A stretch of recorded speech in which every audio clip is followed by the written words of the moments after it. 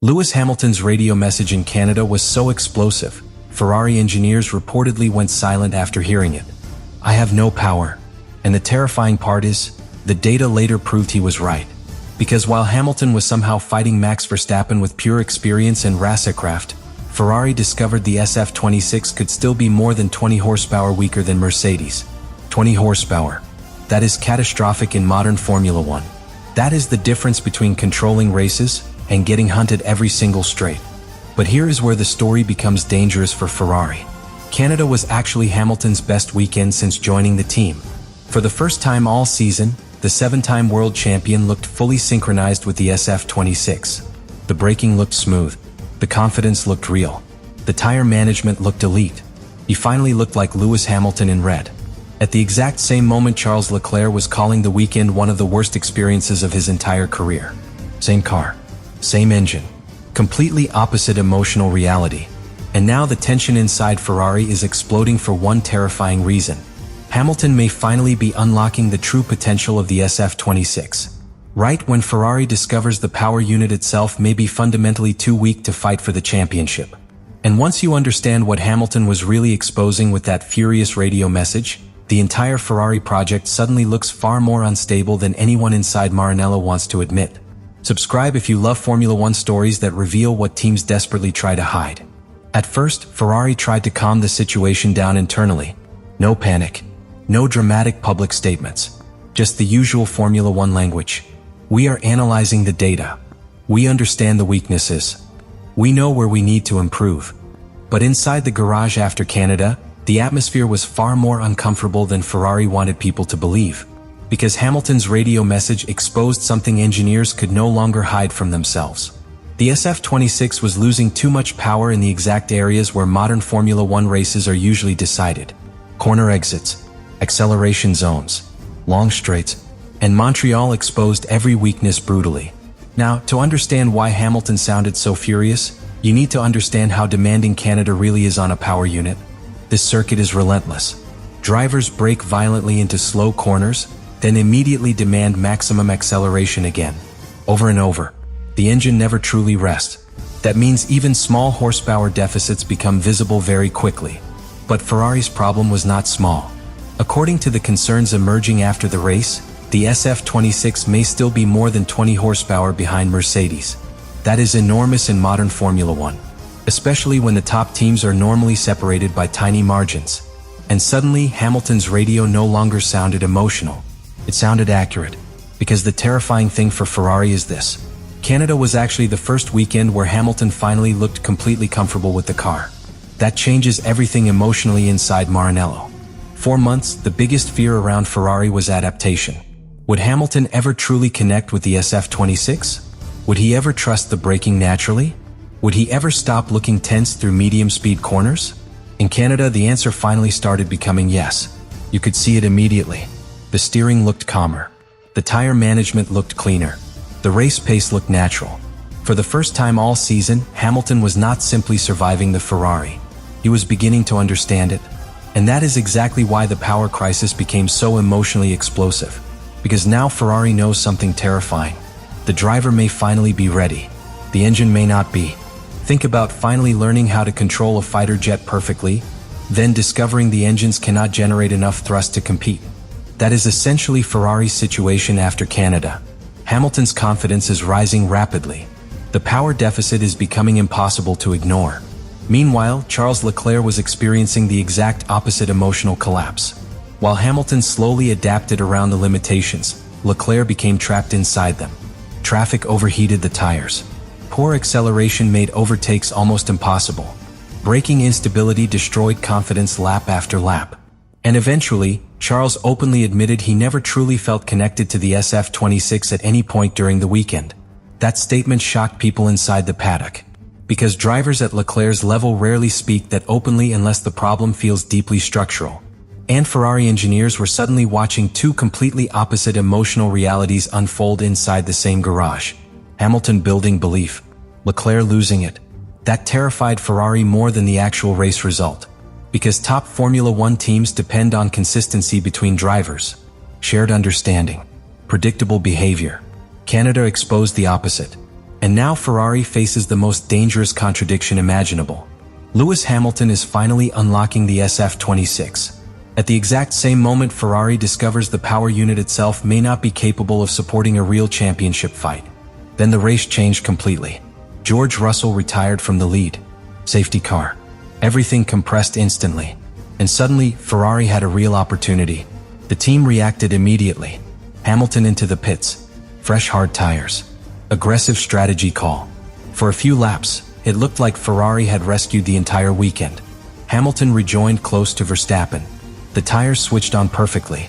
The pace suddenly exploded. And this is where the emotional tension inside Ferrari became impossible to hide anymore. Because for the first time all season, Hamilton looked genuinely dangerous inside the SF-26. Not cautious, not experimental, dangerous. You could see it in the braking confidence. The steering corrections disappeared. The car rotated naturally underneath him. Even the radio communication changed completely. Short responses, calm breathing, total focus. That usually means one thing in Formula One. The driver is no longer thinking about the car. He is driving instinctively. And Ferrari engineers immediately understood how important that moment was. Because once Hamilton trusts a car emotionally, his performance level changes dramatically. That is exactly what happened in Canada. Lap after lap, he started hunting Verstappen aggressively. 3 seconds disappeared. Then 2. Then less than 1. And suddenly Ferrari had a real chance at second place. But underneath all of that momentum, the same hidden weakness kept destroying the rhythm. The engine. Because every time Hamilton exited a corner close enough to attack properly, the Ferrari still struggled to accelerate with the same violence as the Red Bull and Mercedes-powered cars. Think about trying to chase someone while pulling a heavy chain behind you. You can still fight. You can still close the gap. But every straight costs extra energy. That was Hamilton's reality in Canada. And honestly, this is why his radio message hit Ferrari so hard internally. Because Lewis was finally extracting the maximum from the chassis, while realizing the power unit itself was still holding the entire project back. That is an incredibly frustrating position for any driver, especially for a 7-time world champion who can finally feel the car coming alive underneath him. Meanwhile, on the other side of the garage, Charles Leclerc's weekend was collapsing emotionally.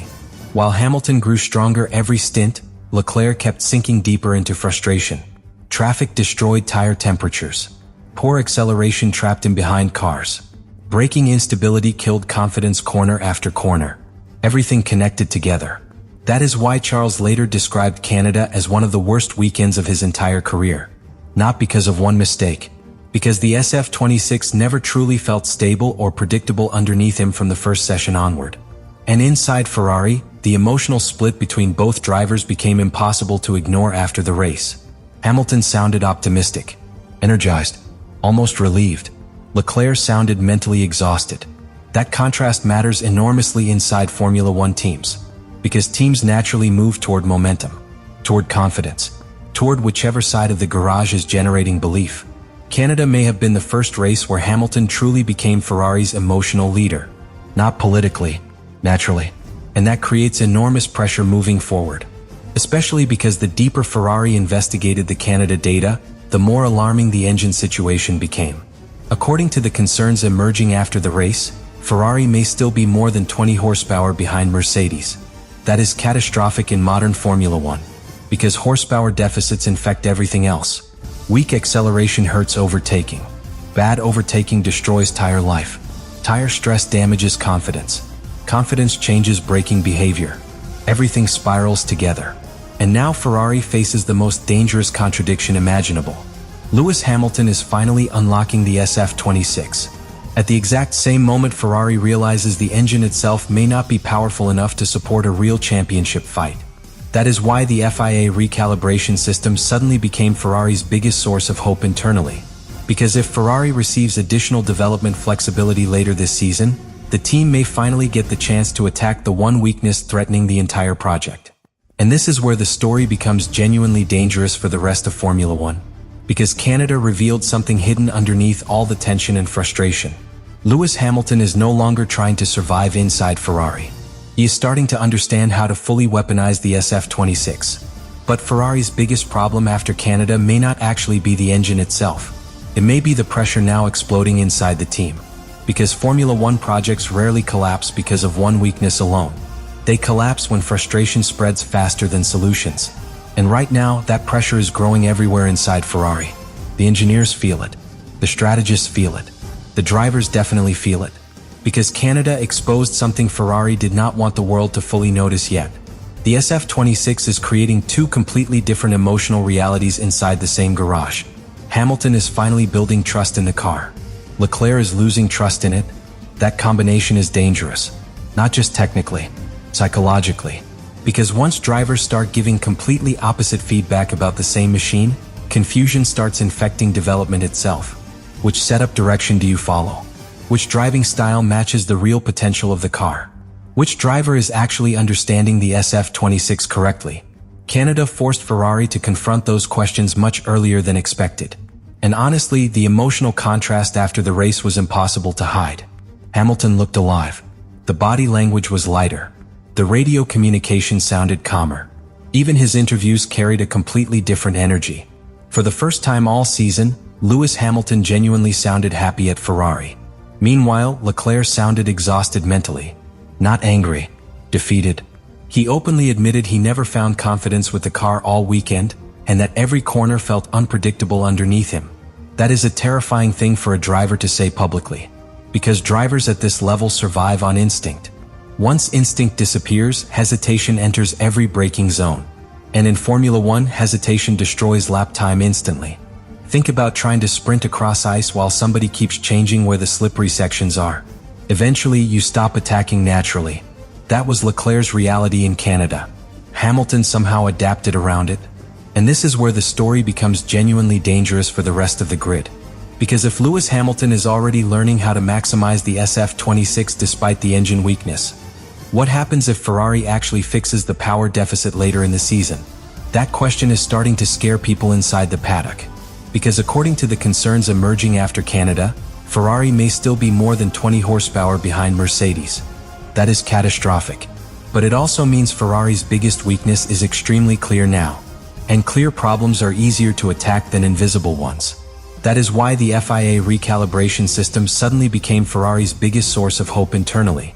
Because if Ferrari officially receives additional engine development flexibility, Maranello may finally get the opportunity to recover the missing straight-line performance destroying their races. And now comes the terrifying timing for Ferrari's rivals. The next races may actually suit Hamilton perfectly, especially Monaco. Less dependence on raw horsepower, more dependence on confidence, braking precision, rhythm, mechanical balance. Exactly the areas where Hamilton suddenly looked transformed in Canada. That changes everything emotionally inside Formula One. Because imagine what happens if Hamilton suddenly fights for victory in Monaco. The entire narrative flips overnight. Suddenly the adaptation questions disappear. Suddenly Ferrari's project around Hamilton looks alive again. Suddenly rival teams start wondering how dangerous Ferrari could become once the engine catches up. And honestly, that possibility no longer feels unrealistic after Canada.